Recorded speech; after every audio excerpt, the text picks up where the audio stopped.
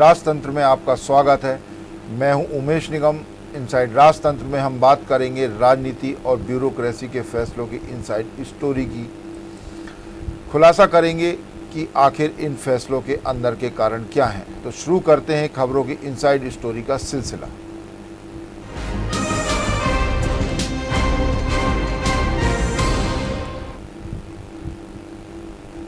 Delhi high court के द्वारा बीते दिनों दिया गया एक फैसला नेताओं की जुबानी दरियादिली के मामले में गले की फांस बन सकता है। हालांकि दिल्ली हाई कोर्ट ने यह फैसला दिल्ली सरकार और दिल्ली के मुख्यमंत्री अरविंद केजरीवाल के बयान के संदर्भ में दिया है, लेकिन इस घटना से अन्य राज्यों में भी लोगों को प्रेरणा मिल सकती है और वे भी अपने राज्य में सत्ता में बैठे नेताओं के वादों को पूरा करने में ऐसा ही कदम उठा सकते हैं। आमतौर पर चुनाव में नेता तरह तरह के वादे जनता से करते हैं। सत्तासीन होने के बाद कुछ दावे वादे पूरे होते हैं तो कई वादे चुनावी घोषणा ही रहकर हवा हवाई हो जाते हैं। दिल्ली हाई कोर्ट के फैसले के अन्य राज्यों में भी जनता ने सबक ले लिया तो नेताओं को सोच समझकर दावे और वादे करना होंगे। दरअसल दिल्ली हाई कोर्ट ने एक फैसले में कहा था कि एक मुख्यमंत्री या एक सरकारी प्राधिकरण की तरफ से किए गए वादे या आश्वासन पर नागरिक या अपेक्षा करते हैं कि इसे पूरा किया जाएगा। फैसले में कहा गया है कि ऐसा वादा अदालतों द्वारा स्पष्ट रूप से लागू करने योग्य है। कोर्ट ने दिल्ली सरकार को कोरोना महामारी के दौरान मुख्यमंत्री द्वारा गरीबों का मकान किराए देने के जुमले पर 6 हफ्ते में अमल करने का आदेश दिया है। देश में सियासी स्थितियों को देखते हुए दिल्ली हाई कोर्ट के इस फैसले को अहम माना जा रहा है। न्यायमूर्ति प्रतिभा एम सिंह ने अपने फैसले में कहा था कि दिल्ली के मुख्यमंत्री अरविंद केजरीवाल ने 29 मार्च 2020 को प्रेस कॉन्फ्रेंस में कहा था कि कोई भी व्यक्ति किराया देने में असमर्थ है तो दिल्ली सरकार भुगतान करेगी। मुख्यमंत्री द्वारा दिया गया आश्वासन या वचन जायज अपेक्षाओं के सिद्धांतों के आधार पर लागू किया जा सकता है। अदालत ने कहा मुख्यमंत्री का बयान स्पष्ट रूप से लागू करने योग्य वादे के समान है जिस पर सरकार को विचार करना चाहिए। नागरिकों से किए गए वादे बिना ठोस और उचित कारणों के टूटने नहीं चाहिए। अदालत ने कहा कि एक निर्वाचित पद पर बैठे व्यक्ति से नागरिकों को उम्मीद रहती है, विशेष रूप से संकट के समय में। दिल्ली सरकार द्वारा जो निर्णय फैसला दिया गया है ये वाकई नेताओं के लिए एक उलझन बन सकता है। इसी विषय पर विस्तार से चर्चा करने के लिए हमारे साथ जुड़ेंगे वरिष्ठ पत्रकार प्रवीण शर्मा। प्रवीण शर्मा जी, आपका स्वागत है। प्रवीण जी, दिल्ली हाई कोर्ट का फैसला आया था पिछले दिनों जिसमें जनप्रतिनिधियों के लिए निर्देश कहा गया था, खासतौर से वहाँ के मुख्यमंत्री और सरकार के लिए। उसमें तो ये जनप्रतिनिधियों के लिए भी एक गले की फांस बनता हुआ नहीं दिख रहा है कि अब यदि जो भी वादे किए हैं उनको पूरा करना होगा, क्योंकि कई बार ऐसा होता कि कुछ वादे किए कुछ छोड़ दिए। कैसे देखते हैं आप इन सबको? जी देखिए, अगर आप कोरोना काल की बात करें तो पूरे मामले हाई कोर्ट और सुप्रीम कोर्ट से ही पूरा सरकारें चली गई। सरकार को एक कार्यों को धक्का लगाने का काम अदालतों ने किया है, कोर्ट ने किया है जी। अब उसी से जुड़ा हुआ मामला, क्योंकि मकानों के किरायों का मामला था कि सरकार भरेगी। अपने यहाँ भी पहले भी अपनी जहाँ मध्यप्रदेश की बात करें और कई राज्यों में कहा गया था कि भाई जो किराएदार है उनसे 2 महीने का किराया लिया ना जाए, लेकिन ऐसे मामले कभी रुके नहीं हैं। और जितने भी मकान मालिक थे, जो किराएदार हैं, उनके बीच का एग्रीमेंट, क्योंकि मकान किराए पर देने के पहले एग्रीमेंट हो जाता है, तो आप देखें एग्रीमेंट के तहत उनको हर महीने किराया वसूलना पड़ता है, देना पड़ता है। तो मकान मालिकों ने उसी एग्रीमेंट के आधार पे कोरोना काल का मकान किराया वसूला। उसमें सरकारें कुछ नहीं कर सकी, लेकिन क्योंकि कोर्ट ने सरकार से सीधे कहा है कि आपकी घोषणा है और आपको अमल करना चाहिए। अगर इसको वाकई में अमल किया जाता है या अमल होता है तो पूरे देश में एक नया युग शुरू होगा, क्योंकि राजनीति और घोषणाएं और वादे, आश्वासन, भरोसा ये पर्यायवाची बन के रह गए एक दूसरे के। क्योंकि अगर आप राजनीति कर रहे हैं तो आपको झूठ बोलना, झूठे वादे करना तो आना ही चाहिए, ऐसा भारतीय राजनीति में माना जाता है। लेकिन अगर कोर्ट मामले में कोई दिशा करती है और अमल होता है तो भारतीय राजनीति में एक बहुत बड़ा परिवर्तन आएगा और इसका देखने को मिलेगा, खासकर चुनाव के दौरान। और 5 साल जो सरकारें काम करती हैं और बीच में जो जगह जगह घोषणाएं होती हैं उन पे अमल करना पड़ेगा। तो कहीं ना कहीं राजनेताओं के मुंह पे खेताला को लगाने वाला काम कर रहा है और उनके विचारों के, उनके कल्पनाओं के घोड़े दौड़ते हैं उनके भरोसे, इन पे भी लगाम जी। कसने का काम कोर्ट कर रहा है। जी। प्रवीण जी, दरअसल होता यह है कि चुनाव में तरह तरह की घोषणाएं करते हैं सभी दल, उनमें से कोई एक दल सत्ता में आता है तो फिर उसकी जिम्मेदारी बन जाती है कि जो उसने घोषणाएं करी हैं, जो वादे किए हैं, उन घोषणाओं को पूरा करें। हालांकि ऐसा नहीं है कि सारे ही घोषणाएं और वादे जो जनप्रतिनिधि सत्ता काबिज होते हैं तो पूरा नहीं करते हैं, उनको पूरा भी करते हैं, लेकिन कई ऐसी होती हैं जो चुनाव के समय चुनाव जीतने के लिए तो कर दी जाती हैं, लेकिन सत्ता में आने के बाद उन पर अमल नहीं होता है। जैसे उदाहरण के तौर पर आप कांग्रेस की सरकार में कांग्रेस ने घोषणा करी थी कि हम जैसे ही सत्ता में आएंगे पेट्रोल की कीमतें कम करेंगे, लेकिन सत्ता में आते से ही पेट्रोल की कीमतें कम करने तो छोड़िए, पेट्रोल पर सेस बढ़ा के पेट्रोल की कीमतें राज्य सरकार ने बढ़ा दी। तो ये जो वादा खिलाफी होती है, ये दिल्ली की जो कोर्ट से फैसला आया है वाकई इस पे अमल होता है तो ये एक नजीर होगा। बिल्कुल, वही मैंने कहा कि जो घोषणाओं का जो घोड़ा होता है जिसको राजनीतिक बेलगाम भगाते और दौड़ाते हैं, उस पर लगाम लगाने की एक कोशिश होगी और इसलिए उसमें बहुत बड़ा अंतर आने वाला है। भारतीय राजनीति में एक बदलाव आ जाएगा अगर आप इस टाइप का आदेश जारी हो जाता है और सरकार अगर कोर्ट सरकार इस पे अमल कराने में सफल होती है तो जी। वरना अभी तो ये मामला और भी आगे कोर्ट में ही चलेगा, ऊपर की अदालतों में सरकार जाएगी दिल्ली की। मुझे लगता नहीं कि एकदम से इस पे अमल हो सकता है अभी, या सरकार करेगी, केजरीवाल सरकार करेगी। अपील में जाएगी, यदि अपील में भी मान लिया जाए कि यथावत आता है तो वाकई ये नजीर होगी। बिल्कुल नजीर होगी और बहुत बड़ा परिवर्तन होगा। आप देखिए कि घोषणा पत्र जो होता है चुनावों के पहले जो पार्टियां लागू करती हैं, ये जारी करती हैं, ये चुनाव आयोग को नहीं भेजती हैं जी। ये केवल जनता को दिखाने के लिए, जनता के बीच पहुंचने के लिए रास्ता होता है जी। अगर हाई कोर्ट इस तरह की व्यवस्था करती है कि आपने घोषणा करी है, इस पे अमल करें, तो कहीं ना कहीं ये आगे जाके घोषणा पत्र भी चुनाव आयोग में जमा करना पड़ेगा और वहां जाके उसकी एक संपत्ति बन जाएगी और आपको इस पे अमल करना पड़ेगा। एक बदलाव पूरा सिस्टम में आएगा अगर दिल्ली में इस तरह की फैसला होता है तो। अपने यहाँ मध्य प्रदेश में अभी आपने सुना होगा कि 5 दिन पहले ही बात सामने आई थी कि विधानसभा के अंदर किए गए घोषणा और आश्वासन वही अभी तक पूरे नहीं हो पाए, उनकी संख्या भी हजारों में पहुंच रही है। तो जब सदन के अंदर सरकारें जो बात कहती हैं उसको पूरा नहीं कर पा रही हैं, तो सड़क पे की गई बातें इनको तो मुझे लगता नहीं कि कोई भी सरकार या कोई भी पार्टी पूरी कर पाएगी और ये हवाई बने रहेगी, हवाई जो उनकी बातें घोषणाएं होते हैं। लेकिन प्रवीण जी, इस पे कहीं ना कहीं अंकुश तो लगेगा कि यदि मान लीजिए इस पे अमल होता है और बात आगे बढ़ती है तो कहीं ना कहीं अंकुश लगेगा कि जो कुछ भी वादे कर दिए जाते हैं चुनाव जीतने के लिए या जनता के बीच में अपनी वाहवाही लूटने के लिए, तो उस पे कहीं ना कहीं बिल्कुल आप देखें राजनीतिक दलों में तो घोषणा पत्र बनाने के लिए बाकायदा एक समिति बनती है। जी हाँ। और वो बैठ के उनके विचार मंथन करके कि हर क्षेत्रवाद क्या क्या फायदे हो सकते हैं कि या कोई सी घोषणा हमारे लिए फायदेमंद हो सकती है। अभी तक जो घोषणाएं होती हैं वो केवल वोट खींचू होती है कि अधिक लोगों के वोट कैसे मिल सके हमें, इसके लिए घोषणाएं की जाती हैं। अभी इस पे अमल करने की बात कहीं नहीं हुई है और अभी जो जितनी भी घोषणाएं होती हैं अगर आप बात करेंगे और आंकड़े निकाल के अपन पलटे देखें 10 से 20% केवल घोषणाएं पूरी हो पाती हैं हर सरकार की। कोई भी पार्टी 100% अपने मैनिफेस्टो को पूरा नहीं करती है और जो 20 साल में सरकार में आने के बाद जो है 5 सालों में जो घोषणाएं होती हैं उनका भी आंकड़ा बहुत बड़ा नहीं, जिनसे जो आज भी 20 साल पुरानी घोषणाएं हैं जो पत्थर लगे हुए हैं लेकिन उन पे काम तक शुरू नहीं हो पाया। तो कहीं ना कहीं अगर दिल्ली हाई कोर्ट इस दिशा में अगर अपने बात की जो है अमल करवाने में सफल होती है तो भारतीय राजनीति में एक बहुत बड़ा बदलाव देखने को मिलेगा। खासकर जो इलेक्शन सिस्टम है उसमें आप बेलगाम होकर कोई भी घोषणा नहीं कर सकेगी कोई भी राजनीतिक दल, इसको सोचना पड़ेगा सभी को और कहीं ना कहीं बदलाव आएगा और इसका सीधा फायदा जनता को ही मिलेगा क्योंकि जो जनता से जो वादे किए गए हैं। अब जैसे आपने बात करी पेट्रोल की, तो पेट्रोल वृद्धि की, ये तो अंतर्राष्ट्रीय स्तर पर ढोल दी जाती है कि साहब अंतर्राष्ट्रीय दबाव है, अंतर्राष्ट्रीय बाजार में चूंकि बदलाव आया इसलिए हमें वृद्धि करना पड़ रही है।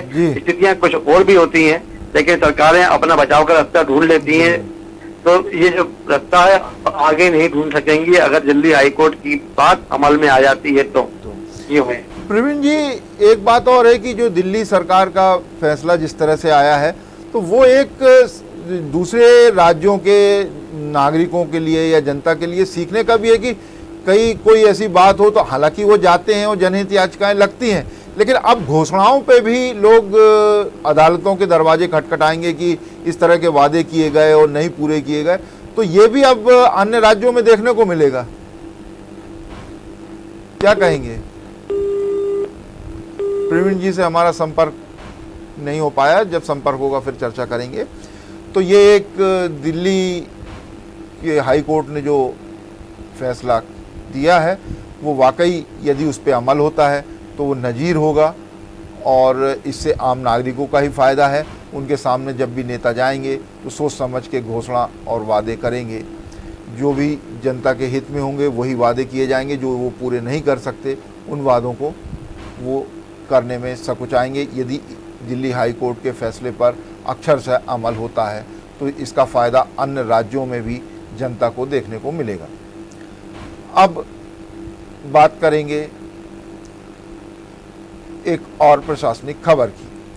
बिजली संकट से जूझ रहे प्रदेश के ग्रामीण अंचलों को अब समस्या से निजात मिलती दिख रही है। हर जिले के मुख्य मार्ग से लगे 2 गांव सोलर से रोशन किए जाएंगे। यह काम टाटा पावर कंपनी करेगी। प्रदेश के कई ग्रामीण अंचल बिजली संकट से जूझ रहे हैं, तो कई गांव में बिजली है ही नहीं, लेकिन उन पूरे समय बिजली उनको मिल नहीं पाती। कई गांव ऐसे भी हैं। ऐसे सभी गांवों को बिजली की समस्या से निजात दिलाने के लिए राज्य सरकार उन्हें सोलर ग्रिड से जोड़कर स्थायी रूप से बिजली उपलब्ध कराएगी। मेन रोड से लगे ऐसे 2 गांवों का चयन किया जाएगा जहां 300 से 600 लोग रहते हों और बिजली की समस्या व्याप्त हो। टाटा पावर कंपनी इन गांवों में सोलर ग्रिड के जरिए बिजली उत्पादन और वितरण की व्यवस्था करेगी। इसके लिए इन गांवों को सोलर पैनल लगाए जाएंगे। उनके जरिए बैटरी लगाकर बिजली संग्रहित की जाएगी और उसे सोलर ग्रिड से जोड़ा जाएगा। अलग अलग जगह सोलर ग्रिड बनाए जाएंगे। सोलर पैनल से सौर ऊर्जा को बिजली में परिवर्तित कर ग्रिड में भेजा जाएगा। ग्रिड से बिजली इन गाँवों में आएगी। सोलर ग्रिड से जुड़ने पर गांव की बिजली की समस्या का स्थायी समाधान हो जाएगा। ग्रामीण क्षेत्रों में सोलर एनर्जी से तैयार बिजली भरपूर मात्रा में मिल सकेगी। इससे गांव की स्ट्रीट लाइट, घरेलू बिजली, खेतों में पानी देने के लिए लगे पंप जो हैं उन सब में जो दिक्कतें आती थी उन सब के लिए पर्याप्त बिजली मिल सकेगी। पंचायत एवं ग्रामीण विकास के प्रमुख सचिव उमाकांत उमराव ने सभी जिला पंचायतों के मुख्य कार्यपालन अधिकारियों को निर्देश दिए हैं कि हर जिले के मुख्य मार्ग से जुड़े 2 गांवों का चयन सोलर एनर्जी से जोड़ने के लिए किया जाए।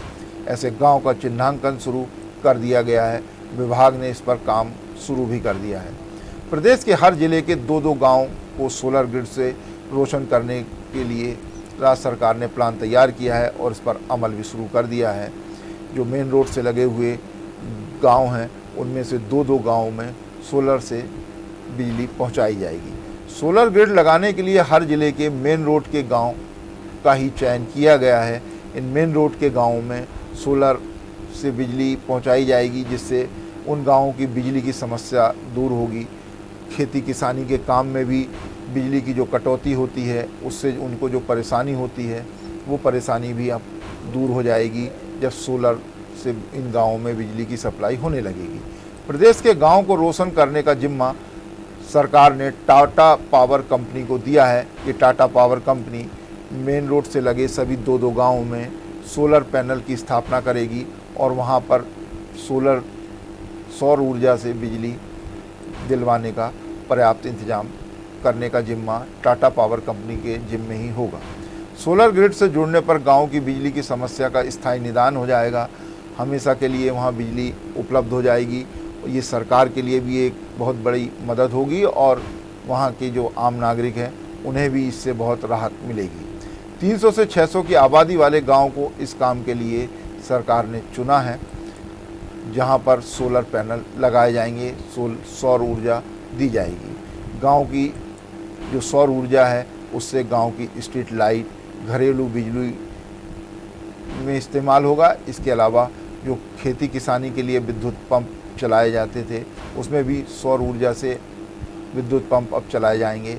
पर्याप्त बिजली गाँव में मिलने लगेगी तो ये बिजली की समस्या का काफ़ी समाधान भी हो जाएगा। अब चर्चा करेंगे एक और प्रशासनिक खबर की।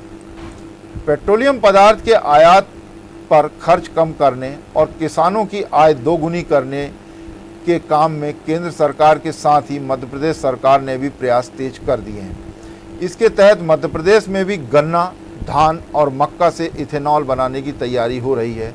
राज्य सरकार के इस प्रयास से पेट्रोल डीजल के दामों में भी कुछ कमी होने की संभावना जताई जा रही है।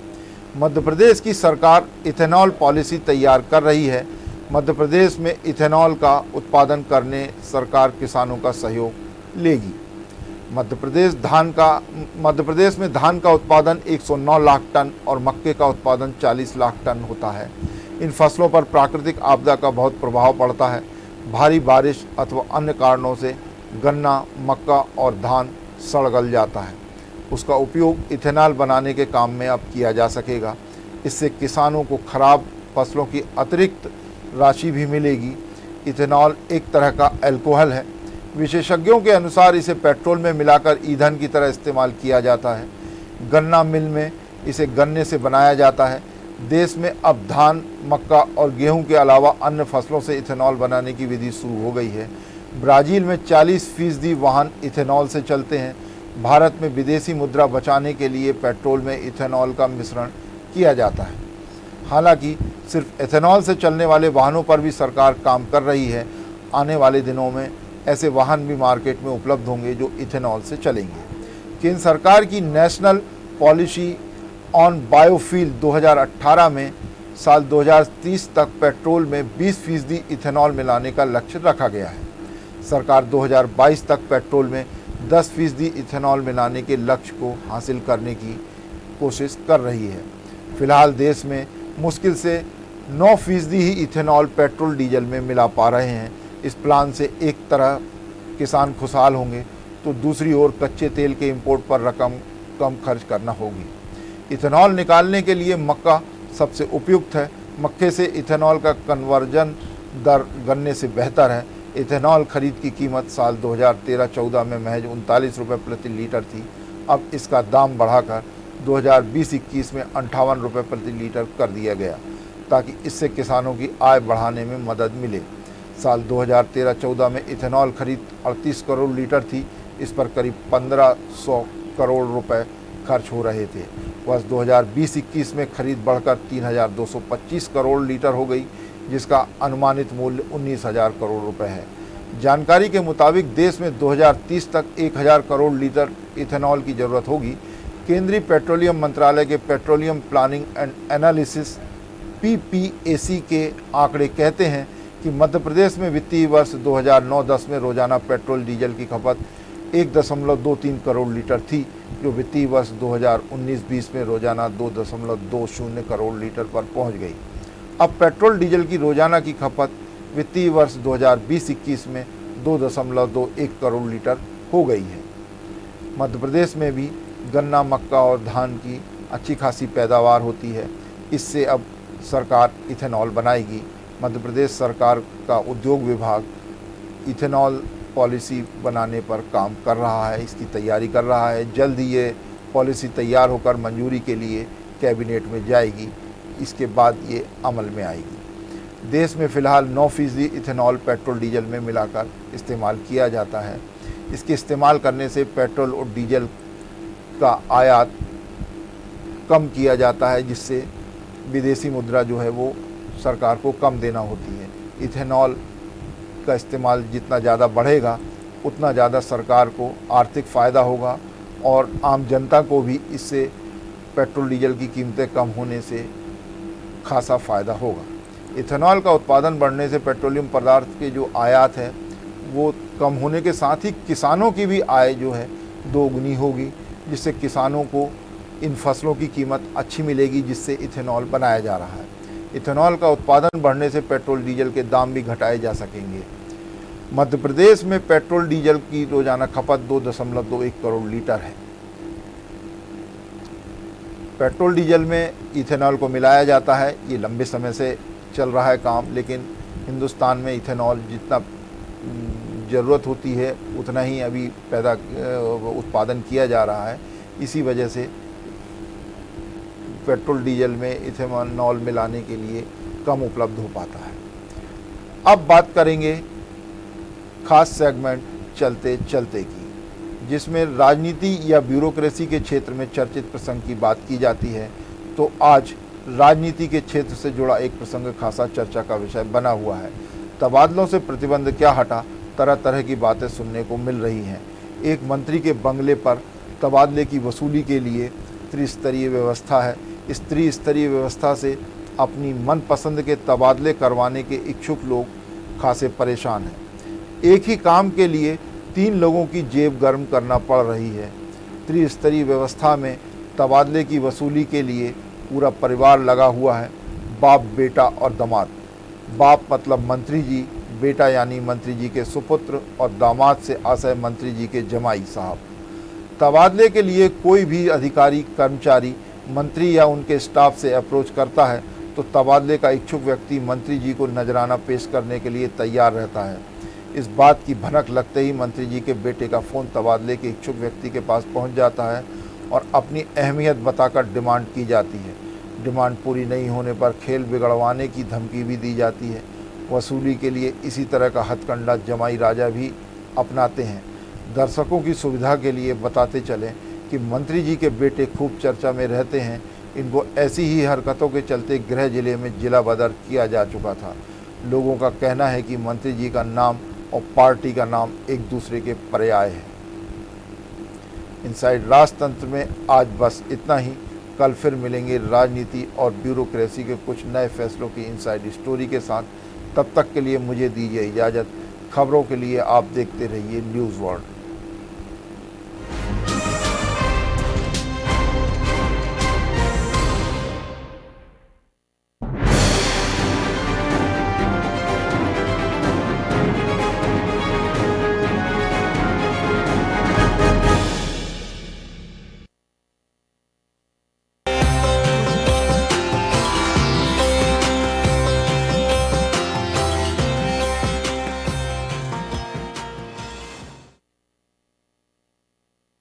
सब कुछ आजमाया और तब मैंने माना कि सिर्फ सच्ची सहेली ही है। महिलाओं के उन मुश्किल दिनों की हर समस्या, जैसे कठिन दर्द, अनियमितता, खून की कमी, थकान व कमजोरी जैसी सभी प्रॉब्लम्स के लिए नंबर 1 औषधि एवं टॉनिक।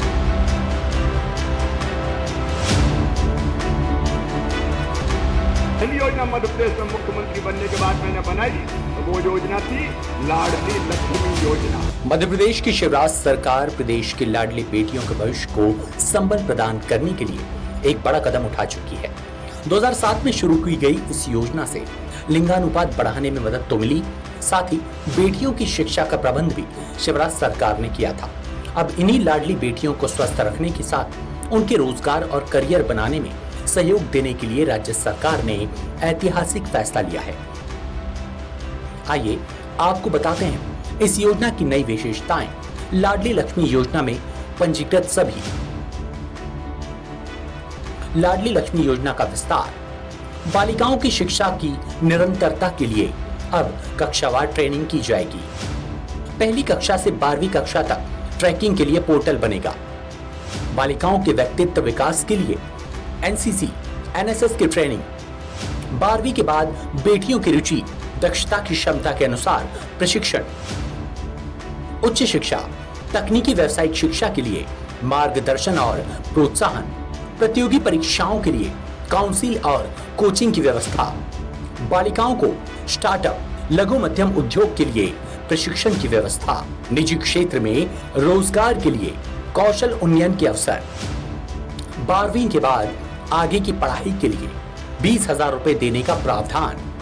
बालिकाओं के टीकाकरण और आवश्यक स्वास्थ्य जांच की व्यवस्था होगी। बेटियों के पोषण आहार की उपलब्धता भी होगी सुनिश्चित। सबसे पहली योजना मध्य प्रदेश में मुख्यमंत्री बनने के बाद मैंने बनाई, तो वो योजना थी लाडली लक्ष्मी योजना। बेटी के पैदा होने के बाद 30,000 रुपए के बचत पत्र खरीद के बिटिया के माता पिता के हाथ में देंगे, और इसका पढ़ाई से हमने जोड़ दिया। इसका फायदा ये होगा कि बेटी 5वीं पास करके 6वीं में जाए तो 2000, 8वीं पास करके 9वीं में जाए तो 4000, और जैसे 21 साल की हो जाएगी तो सीधे 1,18,000 रुपया बिटिया को मिल जाएंगे। बेटी लखपति होगी मध्य प्रदेश की धरती पर। प्रदेश के संवेदनशील मुख्यमंत्री शिवराज सिंह चौहान का सपना है हर बेटी आत्मनिर्भर बने, अपने परिवार का सहारा बने, ताकि बेटियों को कोई बोझ न समझे। इस योजना में प्रदेश की लाखों बेटियां पंजीकृत हैं, जिनके अभिभावकों को अब अपनी बेटी के करियर और रोजगार की चिंता नहीं करनी है, क्योंकि इन बेटियों के लिए राज्य सरकार ने लाडली लक्ष्मी योजना का विस्तार करते हुए बेटियों को शिक्षित, स्वस्थ, सक्षम और स्वाभिमानी बनाने का प्रण लिया है, ताकि बेटियां बोझ नहीं सहारा बने। प्रिय वनवासी भाइयों और बहनों, जय जोहार। एक समय था जब वनोपज आदिवासियों और वन आश्रित परिवारों के शोषण का प्रतीक बन गई थी। आज वही वनोपज उनकी ताकत बन गई है। सवाल उठता है कि मात्र 2.5 साल में यह बदलाव कैसे आया। मैं कहना चाहता हूं कि यह बदलाव सरकार की इच्छा शक्ति और नियत के कारण आया। हम हर हाल में आदिवासियों, वन आश्रित परिवारों के आय बढ़ाना चाहते हैं, इसलिए हमने वनोपज की खरीदी बिक्री में मुनाफाखोरों और बिचौलियों की भूमिका को पूरी तरह समाप्त कर दिया है। अपने वादे के अनुरूप तेंदुपत्ता संग्रहण दर 2,500 रुपया मानक से बढ़ाकर 4,000 रुपया मानक बोरा कर दी है। पहले केवल 7 तरह के वनोपज की खरीदी समर्थन मूल्य पर होती थी। हमारी सरकार ने 52 तरह के वनोपजों के समर्थन मूल्य पर खरीदी की व्यवस्था कर दी है। वनोपज के संग्रहण दर तथा समर्थन मूल्य बढ़ाने के कारण 13 लाख से अधिक परिवारों को प्रति वर्ष 500 करोड़ रुपए के अधिक की अतिरिक्त आमदनी होगी। हमने वनोपज के प्रसंस्करण का पूरा काम भी वनवासी भाइयों बहनों को सौंपा है। राज्य में करीब 5,000 महिला स्व सहायता समूहों के माध्यम से वनोपजों की खरीदी की जा रही है। इससे हजारों बहनों को रोजगार मिला है। इसी तरह वन धन केंद्रों के माध्यम से किए जा रहे प्रसंस्करण कार्य में भी हजारों वनवासी भाई बहन रोजगार प्राप्त कर रहे हैं। वनोपज के संग्रहण के मामले में छत्तीसगढ़ पिछले 2 वर्ष से पूरे देश में नंबर 1 है। आज छत्तीसगढ़ के हर्बल उत्पादों की मांग पूरी दुनिया में हो रही है। अमेजन जैसे ऑनलाइन प्लेटफॉर्म के माध्यम से इनकी बिक्री की व्यवस्था भी शासन ने की है। हमारा उद्देश्य है कि आप अपनी सांस्कृतिक पहचान को कायम रखते हुए आर्थिक रूप से भी नए गौरवशाली पहचान का निर्माण करें। आप सभी को खुशहाल जीवन और समृद्ध भविष्य के बहुत बहुत शुभकामनाएं। सेवा जतन सरोकार, छत्तीसगढ़ सरकार।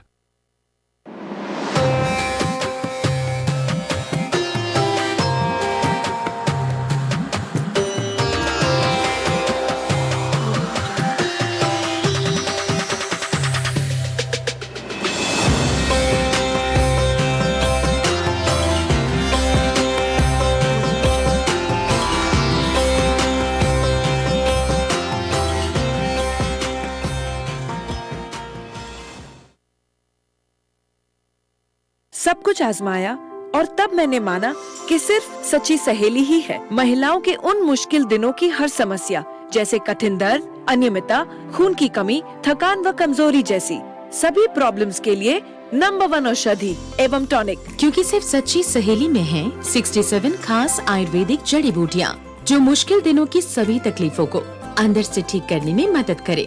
सच्ची सहेली, महिलाओं के लिए सबसे भरोसेमंद औषधि एवं टॉनिक।